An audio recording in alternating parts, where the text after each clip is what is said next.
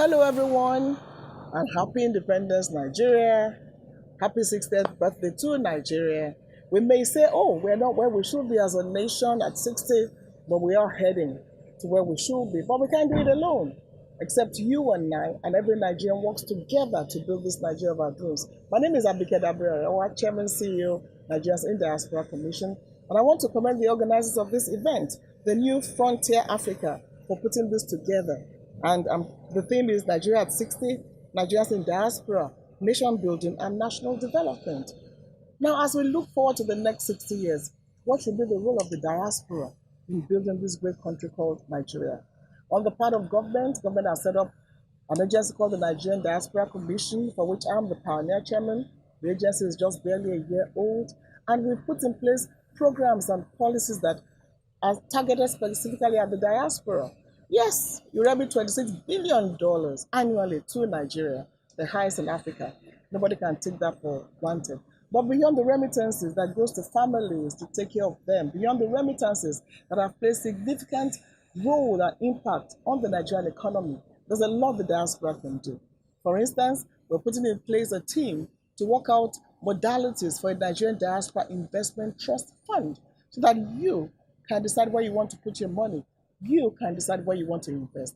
I believe when that committee completes its work, it's going to be a big deal for Nigeria to have the diaspora have their own investment trust fund. We're working with the Federal Mortgage Bank of Nigeria to make it possible for you to sit in the comfort of your homes and apply to get your own homes here and get your mortgage. Again, that is a program that I believe will interest you. Now, we also have the diaspora policy. That is a holistic policy targeted at the diaspora. Once that policy is ratified, I tell you, it's going to get diaspora engagements that will be very positive and very impactful. Of course, you know, we have the Diaspora Day, July 25 every year. We hope to make it bigger and better so that you truly can, everywhere in the world, celebrate July 25 as your day, a day to reflect and celebrate our successes and achievements as Nigerians in the diaspora. Now, over 30 states now have focal persons on the diaspora. So it means whatever state you come from, you can easily connect with the government and people of your state through the diaspora focal persons. For instance, you want to invest anywhere in your state, we'll link you up with your focal persons or you link with them directly, and then we can make things happen that way. So are there challenges? Oh, definitely there are a whole lot of challenges, but we need to surmount those challenges. We shouldn't let any challenges hold us back in terms of diaspora and nation building. Other countries have done it. China, Israel, Pakistan, India, nothing is stopping you, the Nigerian diaspora, because you know what? You are some of the most educated in the world. And I want to commend you and say how proud we are of all you are doing all over the world. Yes, there are a few bad examples, a few people get into trouble, but that shouldn't define who we are as a people. We are not a nation of fraudsters or 419ers. We are Nigerians. We are hardworking, determined, dedicated, and we contribute our best wherever we find ourselves. That is who we are. So no stereotyping at all. But here's the thing. So that enormous human resources as we have with you in the diaspora, what are you doing back home? What are you doing with and for your home? In the next 60 years, what should be your role? Your role should be that we're part of the serious development and progress of your country. And no more excuses, because now you have a commission, the Nigerians in Diaspora Commission, set up strictly to work with you in the diaspora. We're saying we have about 15 to 17 billion Nigerians in the diaspora, but hey, we're working on a database that will be very accurate. So I want to celebrate you. I want to commend you. I want to tell you how proud we are of you. And as Mr. President always says, every time he travels, you are our number one ambassadors, and do not forget home. So as we reflect on the next 60 years, the diaspora cannot be ignored in nation building. We're also working on diaspora voting to make it possible for you in the diaspora to vote. And this bill is with the parliament, and I know that the parliament will do everything possible to make that happen. So my brothers and sisters in the diaspora, as we celebrate, let's also reflect on our future. As we celebrate, let's bend over backwards and do something for your country, for our country. We can't be the best in the world and not feeling the impact here. It's not about government alone, it's about all of us, Nigerians at home and Nigerians in the diaspora working together. And together is a theme of Nigeria at 60. Together, Let's build this great country of ours. Together, let's heal. Together, let's be united. And together, we can achieve dreams and take our country to the top of the mountain. Happy anniversary, and thank you all.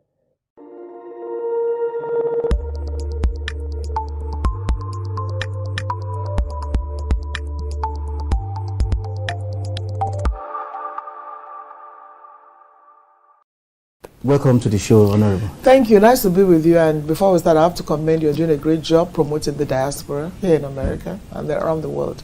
Thank well you. done. So you are my main person. Thank you. So, Honorable, tell me more about the Nigerians in the Diaspora Commission. As a commission created by law, finally we started functioning from May 15 when we were confirmed by the Senate. So we're still brand new, and we're not so brand new, but a few months old, and trying to set up a structure. So the first thing we did was to have a diaspora policy, a policy that will guide our engagements with the diaspora.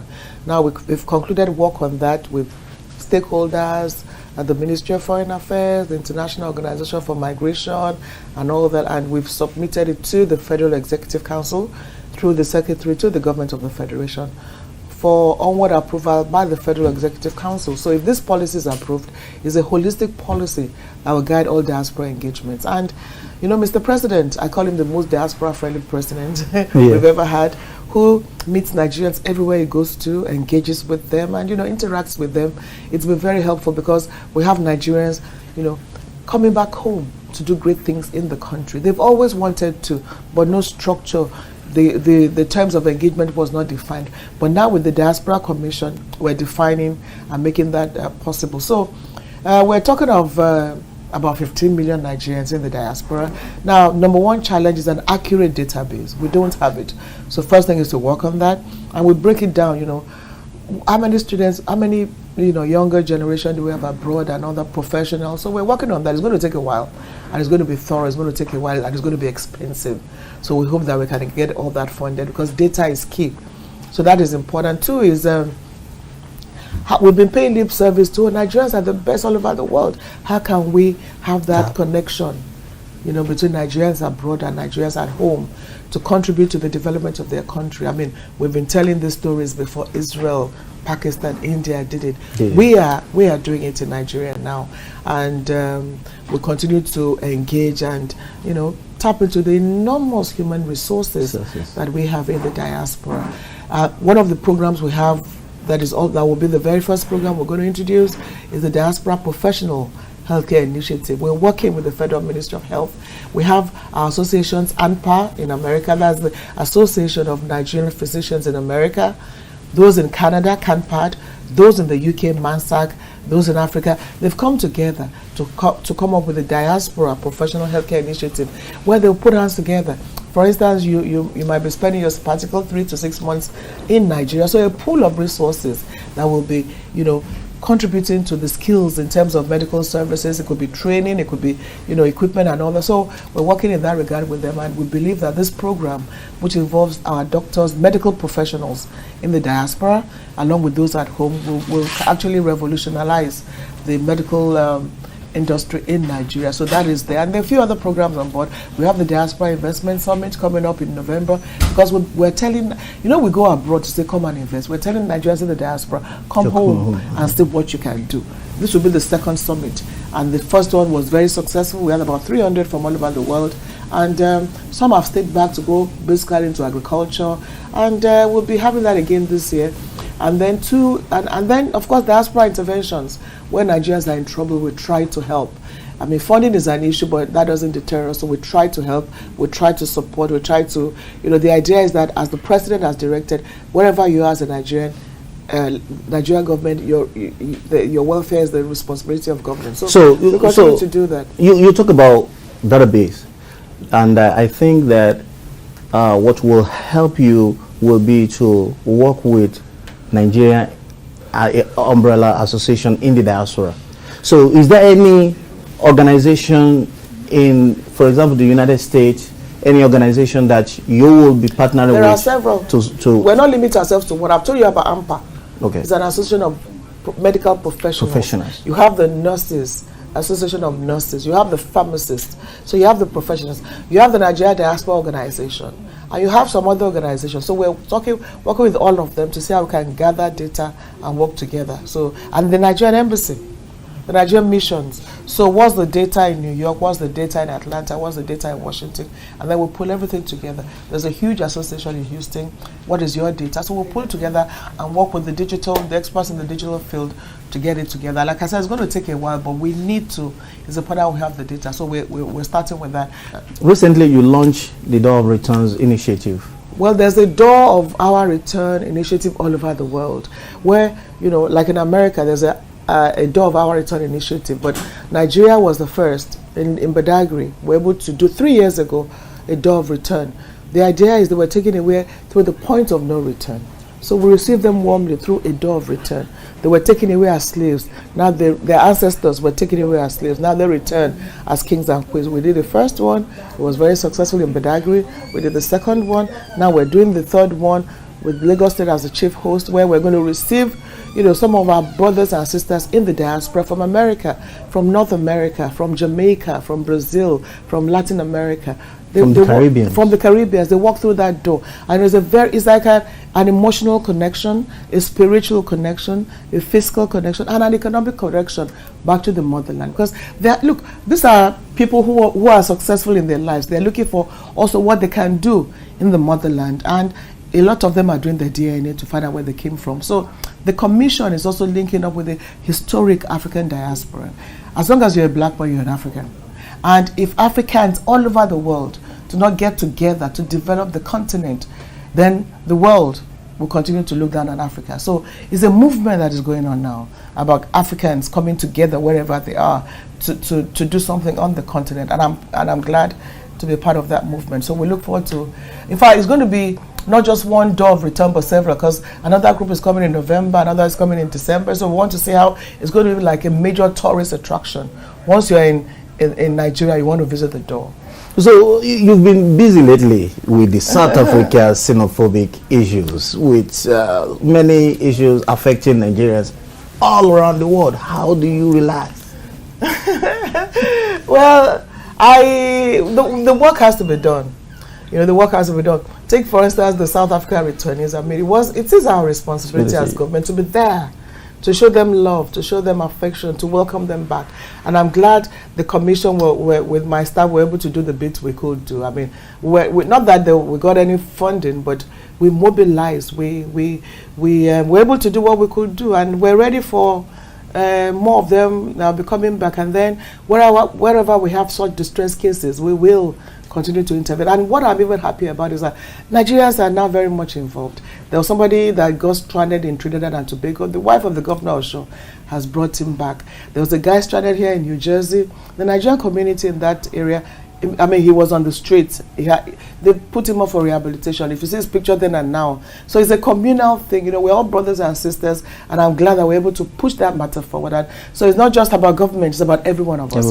Chairman of Air Peace brought these people back. So yes, we're showing a sense of unity, a sense of purpose. Wherever we are Nigerians. It doesn't matter your tribe or religion. And I'm glad we're able to achieve that. So relaxation comes. I mean, for me, relaxation is just being home. So when I'm not working, I'm at home. What message do you have for Nigerians in the diaspora?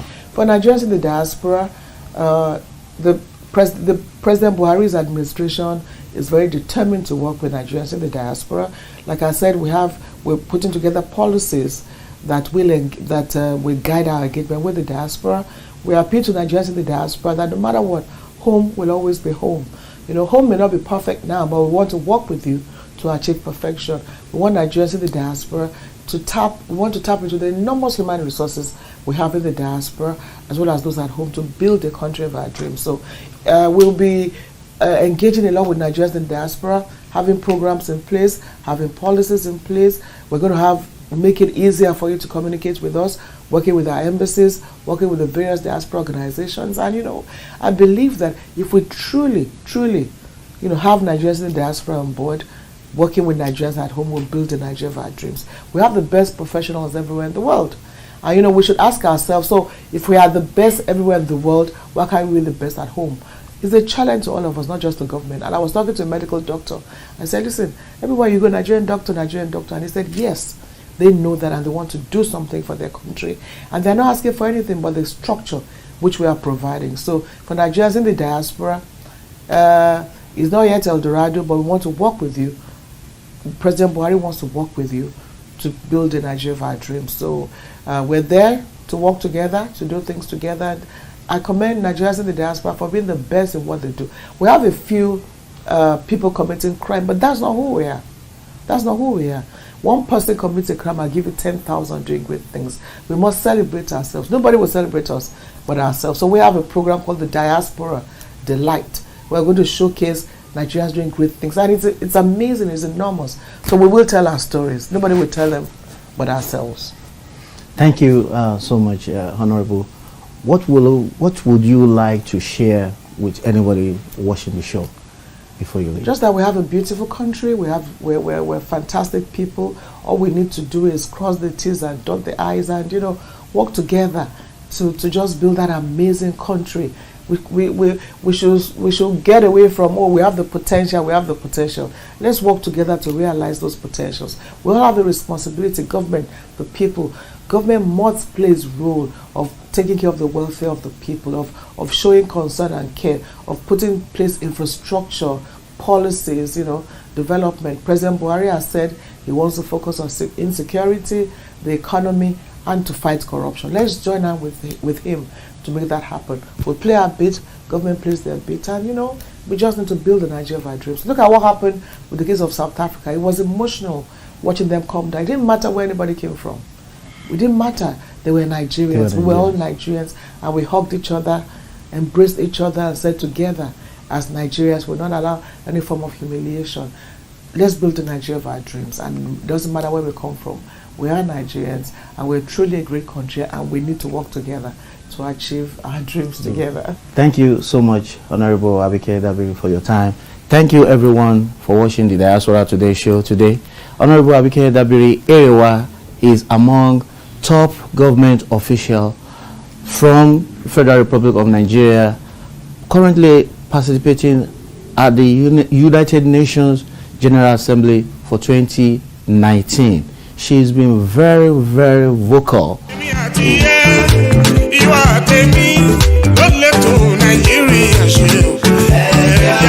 Democracy.